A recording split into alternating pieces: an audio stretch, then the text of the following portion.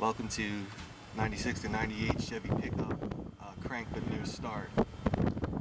This is your first steps for diagnostic procedure. You know what I'm saying? This video makes one assumption, that the battery is sufficiently charged and the engine can crank over fast enough to start. It's in here 12.6, we're good to go here. I actually had this on a charger, so we're all good.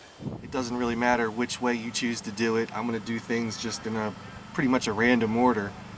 But the end result's going to be the same. You're going to have your starting point as to what you're looking for.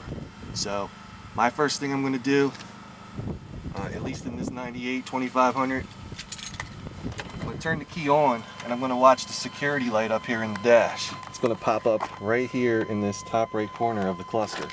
So ignition key on, you can see security, and it stays off. And I've had a couple of these Tahoes and Suburbans that have the same kind of cluster where the security light like blinks 3 times or whatever, but we're not going to get into that. The big thing is that the light turns off, so we know we don't really have like a pass lock problem or something like that.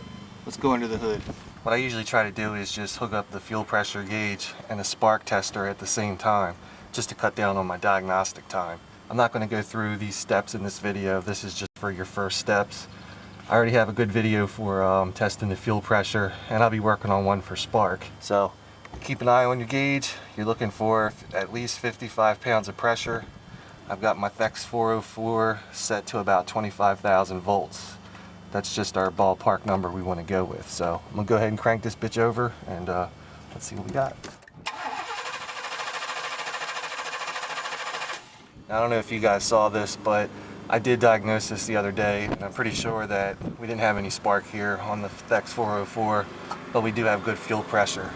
So while I know that this truck doesn't have spark, and that's the direction I'm headed, we're just going to take care of a few other things that are what I would consider to be your first steps.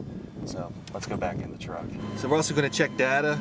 I could have whipped out the Tech 2 and done this, but to make it more do-it-yourself friendly, ELM 327 plugged into the OBD2 port. Android phone. Let's look at some data. So went in here, went into OBD2 codes. I've got nothing here. Really what I'd be looking for on this truck would be a crank sensor code. Pretty common on these things. But now we're going to go and look at some data, because there's 2 things we want to check. What we're looking for here is our coolant temperature. This is the data that the PCM uses from the temp sensor bolted to the thermostat housing. What we're looking at here is 75.2 degrees. If for some reason, whether it's cold outside or not, according to GM, if this registers at negative 22 degrees or colder, the truck won't start. Now, I've never ever seen this, because again, I'm in the middle of nowhere, Delaware. It's never ever gotten remotely that cold. I'm just going off of the GM service information. The other thing we want to look at is our throttle. I have my foot off the gas pedal right now, and we're sitting here at 0%, which is normal. Now, according to the GM service information, if the TPS volts is higher than 2.5, it's going to be in what's called clear flood mode. And that's when you smash the gas pedal all the way down and crank the motor, and it won't dump any fuel into the engine. So the safest bet is that if you're 0%, you don't have a problem. If we did see some kind of a percentage here on the throttle without our foot being on the gas, then we're going to have to dig a little bit deeper.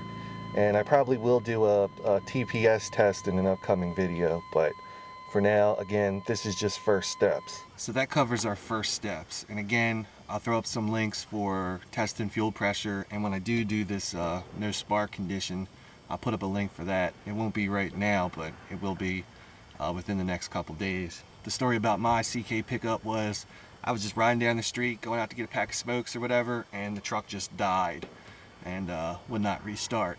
And outside of checking the throttle position sensor volts and the coolant temp sensor, I did everything else the same. I mean, that's just, it's your first steps, you know. Now, I did something like this for the Chevy Trailblazer, and some people said, well, you also have to have a full battery. So I made it a point in this one to say, you know, make sure that the battery's okay.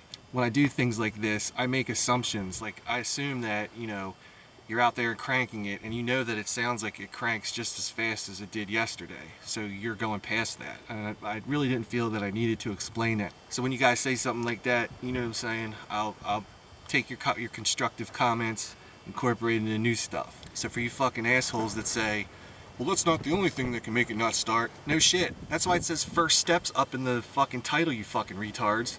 You know what I mean? It's your first steps. If all of these tests pass, well, then you're going to be looking at stuff like this. I'm just going to throw up a list right here of, you know, all the different things that you would be checking.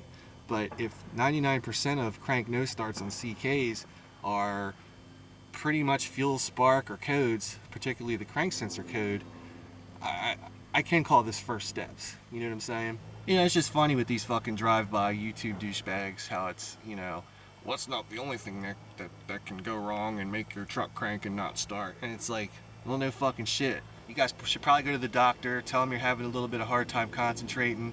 I'll probably give you a script for some Adderalls. You can come home, crush them up, snort about 3 of them bitches, and then come back and comprehend what I'm talking about here when I say first steps.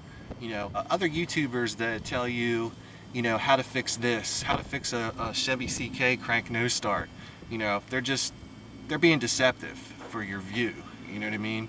Because there is no one size fits all for a crank no start. Between what I've shown here today and the list I put up from straight out of GM service information, there's a lot. I mean, you would probably have a 4 or 5 hour video. There's no way anyone can cover, you know what I'm saying, every possible fucking scenario that would cause a crank but no start condition. You know what I mean?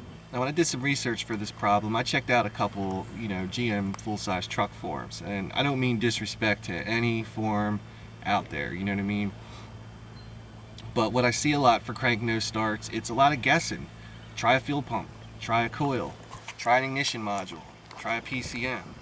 You know, that shit gets expensive, you know what I'm saying? I know that my average viewer doesn't have the money to just go and throw parts at it.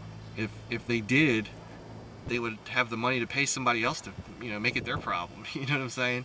And they get somebody else to diagnose the problem. Again, like I said, I mean, it's not this. I didn't say that to kind of disrespect any GM truck forums. You know what I mean? We're all out there kind of pretty much doing the same thing. It's just that, you know, I cringe when I read posts about just guessing and throwing parts at stuff, because I work with people that guess and throw parts at stuff. You know what I mean? And I make fun of them just as much as I make fun of people on the forums, you know what I mean? Because, you know, you're supposed to be fucking professional, you know what I'm saying? So if you just joined the program here, I pretty much am, for the most part, a Chevy Trailblazer GMC Envoy repair.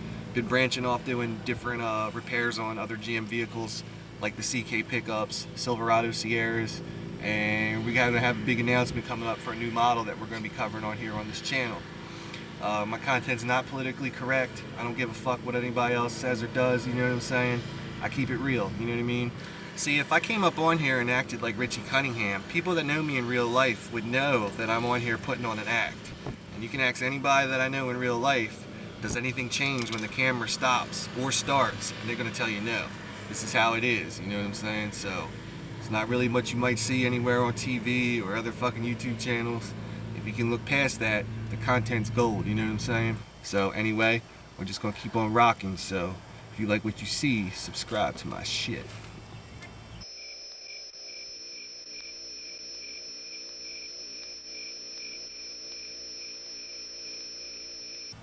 Well, there's no real shame here. I guess I kind of did assume that, you know, someone wakes up and goes outside and the truck cranks and cranks and cranks and cranks and cranks and cranks and it doesn't start. You know, they would say, well, the starter sounded a little bit slower. You know what I mean? It sounded like, you know, there's a battery issue. And I really didn't feel like when I did the video for the Trailblazer, you know, Trailblazer cranks no start first steps, I didn't really feel that it was necessary to show that, you know, show battery volts.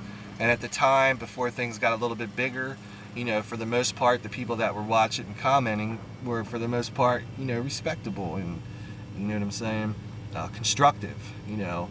Then, you know, you get a couple views and a couple subscribers later, a couple haters later, then it's, you're fat.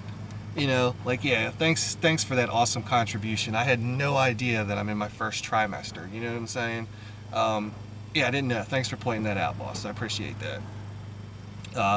And because of because of fucking just dickhead trolls like that. You know, fuck them. I hope you guys are mad as fuck when you try to press that thumbs down button and it doesn't work. I really hope that fucking just bugs the fuck out of you. You know, you anonymous nobodies are gonna stay nobodies for the rest of your life. We just gonna keep doing big things, you know what I'm saying? So fuck y'all. I wish there was a way that there could be, you know, like 34 hours in a day and I could spend time, you know, policing comments and stuff, but it's just kind of spiraled out of control, you know. You know, in any given day I can get 200-300 emails and I just don't have time to monitor all that shit and to monitor the disinformation or to monitor other YouTubers trying to post comments with links to their shitty, crappy 3-minute ADD videos, you know what I mean? Fuck that.